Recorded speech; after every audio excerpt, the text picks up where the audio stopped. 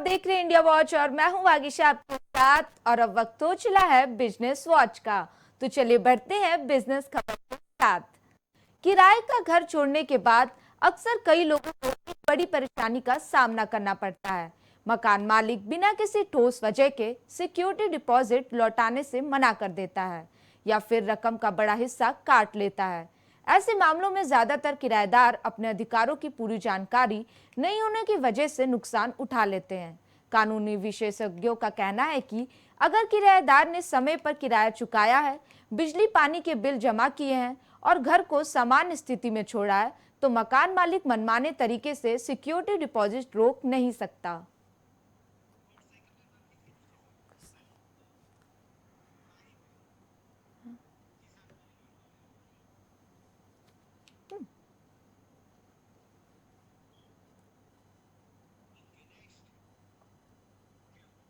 अमेरिकी विदेश मंत्री मार्को रूबियो ने शनिवार को प्रधानमंत्री नरेंद्र मोदी से मुलाकात की। यह दौरे ऐसा समय में हुआ जब भारत और अमेरिका के रिश्ते व्यापक टैरिफ, पाकिस्तान और चीन को लेकर बढ़ती चिंताओं की वजह से दबाव में हैं। दोनों नेताओं के बीच व्यापार, ऊर्जा सुरक्षा और वैश्विक हालात पर विस्तार से चर्चा हुई। बैठक के दौरान रूबियो ने कहा कि अमेरिकी ऊर्जा उत्पाद भारत की ऊर्जा जरूरतों को पूरा करने में अहम भूमिका निभा सकते हैं। उन्होंने जोर देकर कहा कि अमेरिका चाहता है कि भारत अपनी ऊर्जा आपूर्ति में स्रोतों में विविधता लाए। अमेरिका का मानना है कि ईरान युद्ध के बाद पैदा हुए वैश्विक ऊर्जा संकट के बीच भारत के लिए अमेरिकी तेल और गैस बेहतर विकल्प साबित हो सकते हैं। रूबियो ने यह भी कहा कि अमेरिका वैश्विक ऊर्जा बाजार को ईरान के प्रभाव में नहीं आने देगा।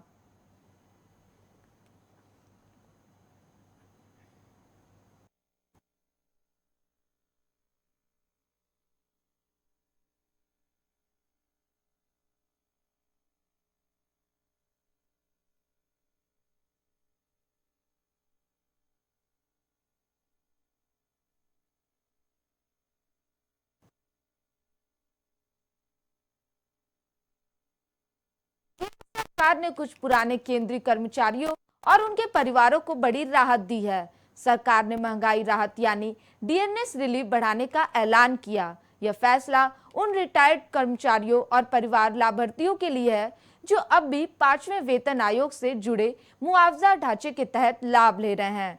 पेंशन और पेंशनभोगी कल्याण विभाग ने 22 मई 2026 को जारी ऑफिस मेमोरेंडम में इसकी जानकारी दी। नए डीआर रेट 1 जुलाई 2025 और 1 जनवरी 2026 से लागू होंगे। सरकारी आदेश में कहा गया है कि वे 5वें वेतन आयोग के तहत बेसिक एक्स ग्रेशिया पेमेंट पाने वाले कॉन्ट्रीब्यूटरी प्रोविडेंट फंड लाभार्थियों की महंगाई राहत बढ़ाई जाएगी।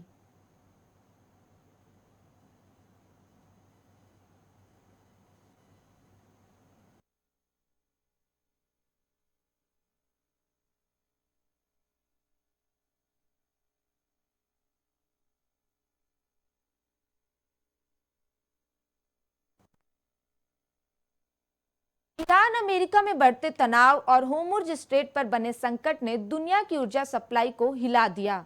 ईरान युद्ध के बाद कई देशों के सामने तेल संकट गहराता जा रहा है। इसी बीच वेनेजुएला भारत के लिए एक अहम विकल्प बनकर उभरा है।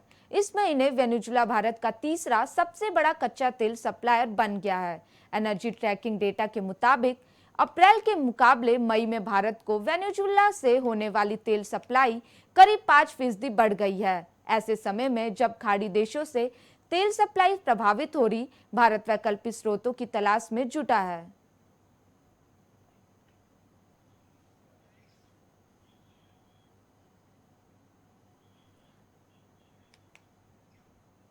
अमेरिका के विदेश मंत्री मार्को रूबियो ने नई दिल्ली में प्रधानमंत्री नरेंद्र मोदी से मुलाकात की। पश्चिम एशिया में गहराते तनाव और ईरान संकट की वजह से वैश्विक ऊर्जा कॉरिडोर में मची उथल पुथल के बीच यह मुलाकात बेहद रणनीतिक है। बैठक में एनर्जी सिक्योरिटी, डिफेंस को ऑपरेशन और द्विपक्षीय व्यापार जैसे महत्वपूर्ण मुद्दों पर चर्चा हुई। अमेरिका ने भारत को संकट के इस दौर में तेल और गैस की बिना रुकावट आपूर्ति का भरोसा दिया है। ईरान और अन्य क्षेत्रीय तनावों के कारण दुनिया के सबसे महत्वपूर्ण समुद्री रास्तों में से एक स्ट्रेट ऑफ होर्मुज़ से होने वाला यातायात लगभग ठप हो चुका है।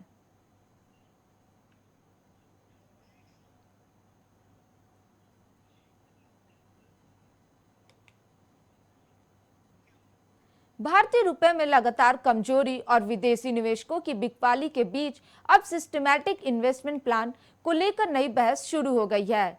हाल ही में आई जेफरियस की एक रिपोर्ट के बाद सवाल उठने लगे हैं कि क्या घरेलू निवेशकों के मजबूत एसआईपी इनफ्लो ने विदेशी निवेशकों को भारतीय बाजार से आसानी से बाहर निकलने का मौका दिया, जिससे रुपए पर दबाव और बढ़ गया।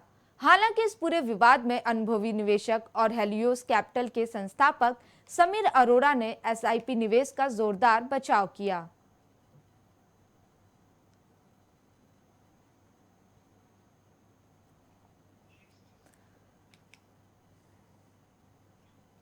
सार्वजनिक क्षेत्र की दिग्गज बीमा कंपनी भारतीय जीवन बीमा निगम ने वित्त वर्ष 2025-26 की चौथी तिमाही में शानदार प्रदर्शन किया।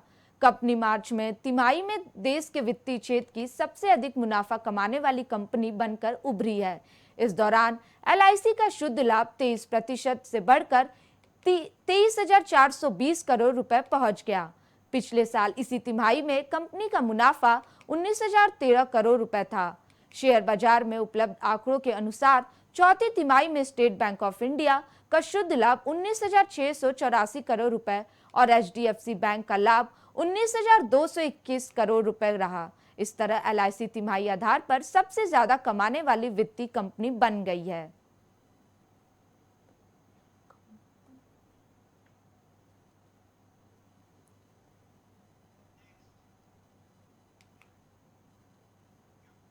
रिच डैड पुअर डैड के लेखक रॉबर्ट कियोसाकी ने एक बार फिर फाइनेंशियल मार्केट में जोरदार बहस छेड़ दी है। उन्होंने मार्केट में जल्दी बड़ी गिरावट आने की नई चेतावनी दी और साथ ही सोने और चांदी की कीमतों में जबरदस्त उछाल आने का अनुमान भी लगाया है। हाल ही में सोशल मीडिया पर की गई एक पोस्ट में रिच डैड पुअर डैड के लेखक ने कहा कि जाने माने मार्केट स्ट्रेटेजिस्ट जेम रिगर्ड्स का मानना है कि सोने की कीमत आखिरकार $1 लाख प्रति औंस तक पहुंच सकती है। कियोसाकी ने यह भी अनुमान लगाया कि भविष्य में चांदी की कीमतें $200 प्रति औंस तक बढ़ सकती है।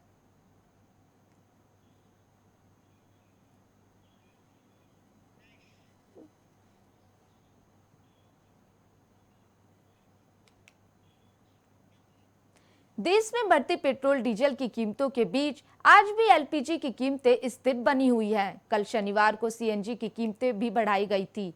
दिल्ली में कल सीएनजी के रेट में ₹1 प्रति किलोग्राम का इजाफा किया गया था। एलपीजी सिलेंडर की कीमतें देश में लंबे समय से स्थिर बनी हुई है। घरेलू सिलेंडरों की कीमतों में मार्च के महीने में ₹60 की बढ़ोतरी की गई थी, जिसके बाद से देश भर में घरेलू सिलेंडरों के दाम स्थिर बने हुए हैं। वहीं 19 किलो वाले कमर्शियल सिलेंडर की कीमत तेल कंपनियों द्वारा 1 मई को बढ़ा दी गई है।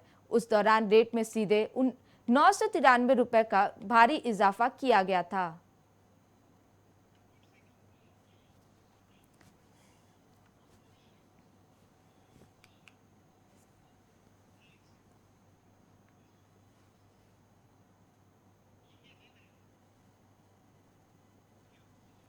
ऑटो कंपोनेंट बनाने वाली कंपनी और बैन कैपिटल समर्थित कंपनी दूत ट्रांसमिशन ने 1400 करोड़ के आईपीओ के लिए अपने कदम आगे बढ़ा दिए हैं। इस क्रम में कंपनी ने मार्केट रेगुलेटर सेबी के पास अपना अपडेटेड ड्राफ्ट पेपर जमा करा दिया। इससे पहले कंपनी को गोपनीय प्री फाइलिंग रूट के जरिए 5 मई 2026 को सेबी से मंजूरी मिल चुकी है। मेन बोर्ड सेगमेंट के इस आईपीओ के बाद कंपनी के शेयर बीएसई और एनएसई दोनों एक्सचेंजों पर लिस्ट किए जाएंगे।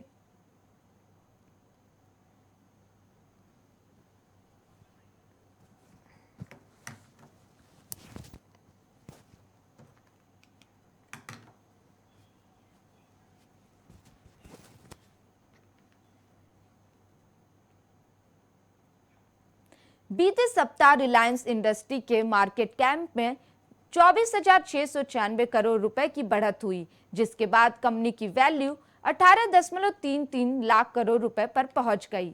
वहीं रिलायंस इंडस्ट्रीज ने बताया सप्ताह सबसे ज्यादा ग्रोथ करने वाली कंपनी बनकर उभरी है। वहीं देश की सबसे बड़ी आईटी कंपनी टीसीएस के मार्केट कैप में 19,338 करोड़ रुपए की बढ़त हुई, जिसके बाद कंपनी की वैल्यू 8.38 लाख करोड़ रुपए हो गई। इसके अलावा देश की सबसे बड़ी प्राइवेट बैंक आईसीआईसीआई बैंक के मार्केट कैप में 14,515 करोड़ रुपए की बढ़ोतरी हुई और इसका मार्केट वैल्यू 9.06 लाख करोड़ रुपए पर पहुंच गया।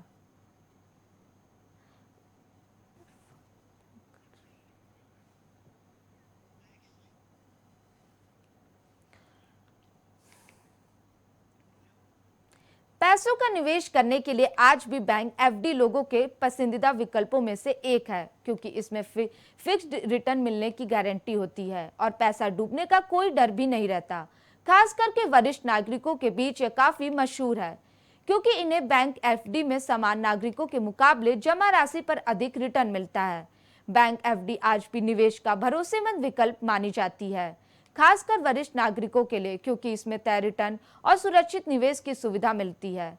कई बैंक सीनियर सिटीजन्स को 3 साल की एफडी पर आकर्षक ब्याज दे रहे हैं।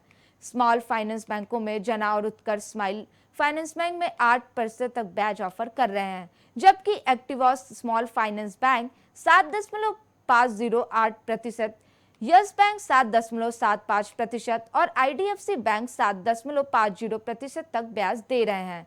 वहीं सरकारी बैंकों में एसबीआई, बैंक ऑफ इंडिया और पीएनबी भी बेहतर रिटर्न की पेशकश कर रहे हैं।